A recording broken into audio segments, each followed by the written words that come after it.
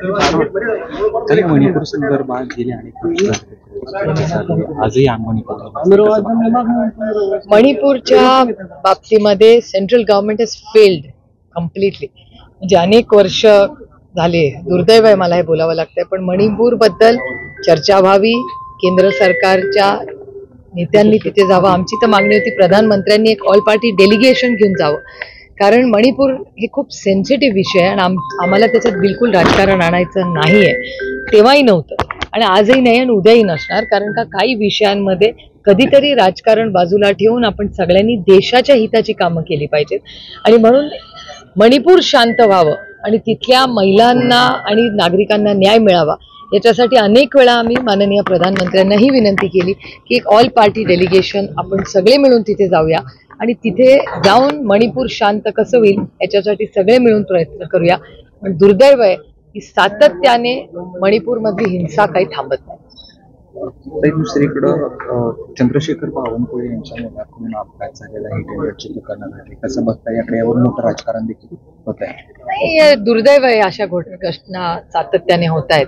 आणि तुम्ही बघताय महाराष्ट्रात क्राईम वाढलेला आहे. मग हिट अँड रनची केस असेल, महिलांवर होणारे अत्याचार असतील किंवा कोयता गँग असेल, अशा असंख्य घटना सातत्याने महाराष्ट्रात लॉ अँड ऑर्डरचा मोठा प्रॉब्लेम झालेला आहे. आणि केंद्र सरकारचा डेटा असं सांगतो की महाराष्ट्रामध्ये आज क्राईम वाढलेला आहे. हे माझा आरोप नाहीये, हा केंद्र सरकारचा डेटा आहे. पूर्णपणे लॉ अँड ऑर्डरच्या बाबतीत हे ट्रिपल इंजिनचं खोक्याचं सरकार जे आहे ते पूर्ण अपयशी झाले.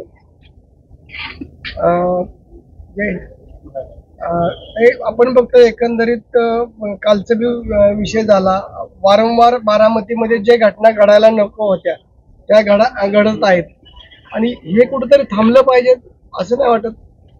अर्थातच काल कुठली घटना, बारामतीत काल बऱ्याच घटना झाल्या, कुठल्या घटनेबद्दल बोलताय? बॅनरचा विषय झाला, गुन्हेगारी वाढायला लागलेली आहे. नाही, मला असं वाटतं की बॅनरचा जो विषय झाला हा अतिशय दुर्दैवी आहे. मी कालही तुमच्याशी बोलताना म्हणले की ही दुर्दैवी घटना आहे.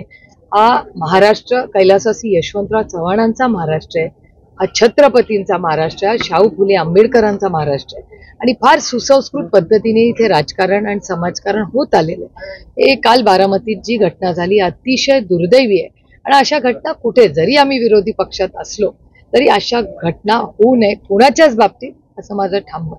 छत्रपती शिवाजी महाराजांच्या समाधीबाबत एक मोहन भागवतांनी वक्तव्य केलं आणि त्यामुळे मोठ्या प्रमाणात राजकारण सुरू झाले, कसं बघतात? त्याला मी राजकारण अजिबात समजत नाही, हा शब्द चुकीचा आहे. हा इतिहास आहे. हे मला आश्चर्य वाटतंय की भारतीय जनता पक्षाकडून सातत्याने इतिहास बदलण्याचा प्रयत्न सातत्याने होतोय. याची अनेक उदाहरणं आहेत. म्हणजे देवेंद्रजींचं जे छत्रपतींबद्दल स्टेटमेंट आलं, सुरत बद्दल, त्यानंतर हे जे आलंय, आणि मी भुजबळ साहेबांचे आभार मानते की काल भुजबळ साहेबांनी येऊन एक स्टेटमेंट केलं आणि जे आपले इतिहास आहेत महाराष्ट्रातले, मग जयसिंगराव पवार साहेब असतील किंवा सावंत सर असतील, इंद्रजित सावंत सर, या सगळ्यांनी काल जे वास्तव आहे, इतिहास हा कुणाच्या मनाने लिहिलेला नसतो, ते वास्तव असतं. ते तुमच्या सोयीचं असू दे किंवा नसू दे असं नसतं ते. त्यामुळे मला आश्चर्य वाटते की भारतीय जनता पक्ष आणि त्यांच्या बरोबरचे सगळे लोक हा छत्रपतींचा इतिहास हा चुकीच्या पद्धतीने मांडतायत. हे दुर्दैव आहे आणि हा छत्रपतींच्या बाबतीत अतिशय असंवेदनशील प्रकार हा भारतीय जनता पक्षाने जो सुरू केलाय, हा इतिहास चुकीचा जो ते मांडतायत, आम्ही त्यांना मांडू देणार नाही. कारण छत्रपतींचा मान सन्मान झालाच पाहिजे आणि त्याच्या बाबतीत, त्यांच्या बाबतीत जर कोणी चुकीची विधानं करत असतील तर त्याचा आम्ही जाहीर निषेध करू. लोकसभेला जी लढाई झाली पवार विरुद्ध पवार, तीच परिस्थिती आता विधानसभेला दिसते. जवळपास नाव देखील निश्चित झालेलं आहे आणि बारामतीकर संभ्रमात आहेत की नक्की आता कुणाला कौल द्यायचं. मला याची काय माहिती नाही बाबा. काही मोठ्या संख्येनं लोक इच्छुक उमेदवार येतात, ते साहेबांना भेटतायत, तुम्हाला देखील भेटतायत, कसं बघता एकंदरीत राज्याचं चित्र? हे आदरणीय पवार साहेबांवर प्रेम, विश्वास जो तमाम महाराष्ट्राने नेहमीच केला, 6 दशक आदरणीय पवार साहेबांवर जो प्रेम आणि विश्वास महाराष्ट्राच्या मायबाप जनतेने केलाय, त्याच्या समोर मी विनम्रपणे नतमस्तक होते. आणि हे जे प्रेम त्यांनी आम्हाला दिलंय त्याबद्दल मी मनापासून आभारी आहे. आणि सातत्याने महाराष्ट्राचा स्वाभिमान, महाराष्ट्राची एक वेगळी ओळख आणि महाराष्ट्राचा विकास, आणि विकास हा सगळ्या बाबतीत हा झाला पाहिजे, ही भूमिका आदरणीय पवार साहेबांनी, कैलासवासी यशवंतराव चव्हाणांचा विचार आणि वारसा पुढे न्यायचा प्रयत्न जो 6 दशक महाराष्ट्रात केलाय त्याचीच ही पोचपावती आहे. लोकांना आजही आदरणीय पवार साहेबांवरच विश्वास वाटतो आणि दिल्लीमध्ये आपल्या हक्काचा, महाराष्ट्राचा आवाज म्हणून आदरणीय पवार साहेबांकडेच महाराष्ट्र बघतो.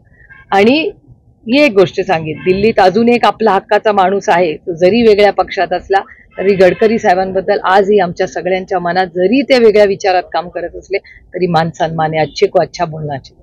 ताई, महायुतीमध्ये अजित पवारांवरून धुसफूस असल्याचं दिसून येत आहे. अनेक ठिकाणावरून महायुतीचे जे बॅनर लागले त्यामध्ये अजित पवारांचे फोटो हटवण्यात येत आहे. हा प्रश्नाचं मी कसं उत्तर देणार? तो त्यांच्या काहीतरी आघाडीत त्यांची काही युती आहे, त्या युतीचा निर्णय असेल, आम्ही कसं, आम्हाला कसं माहिती असेल? पवार साहेबांविरोधात निवडणूक नको असं अजितदादांच्या आमदारांनी मत मांडलेलं आहे, कारण विधानसभेच्या निवडणुकीत मोठा फटका पडू शकतो.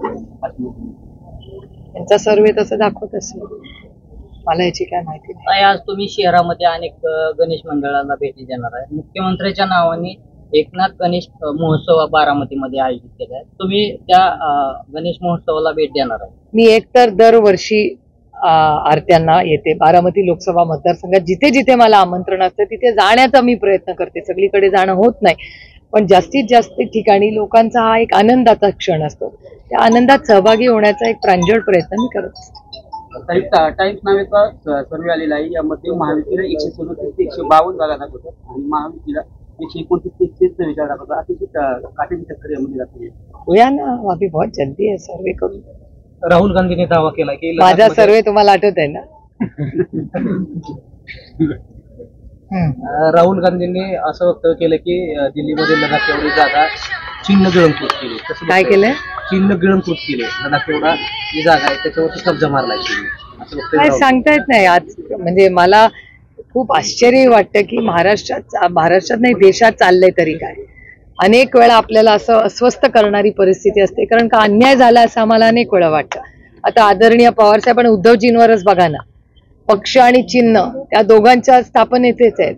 आज आदरणीय पवारसाहेब आणि उद्धवजींकडे त्यांनी स्थापन केलेल्या पक्षाची ना चिन्ह आहेत ना पक्ष आहेत.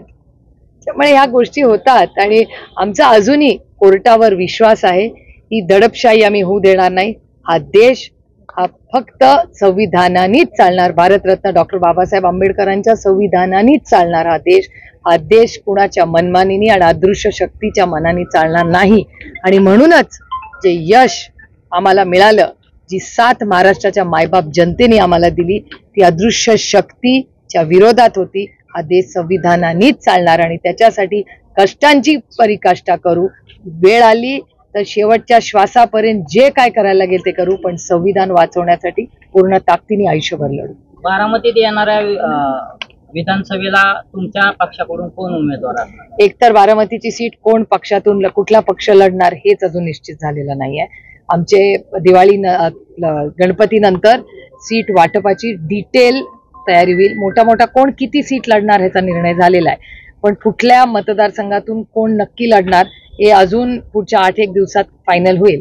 आणि त्याच्यानंतर ही सीट जर राष्ट्रवादीला आली त्याच्यानंतर पक्ष ठरवेल की कोणाला तिकीट द्यायचं. ताई, आज राष्ट्रवादी आणि शिवसेनेची सुनावणी आहे कोर्टात. काल होती, परंतु ती लांबणीवरती पडली. साधारणतः 1 वर्षापेक्षा जास्त अवधी झाला.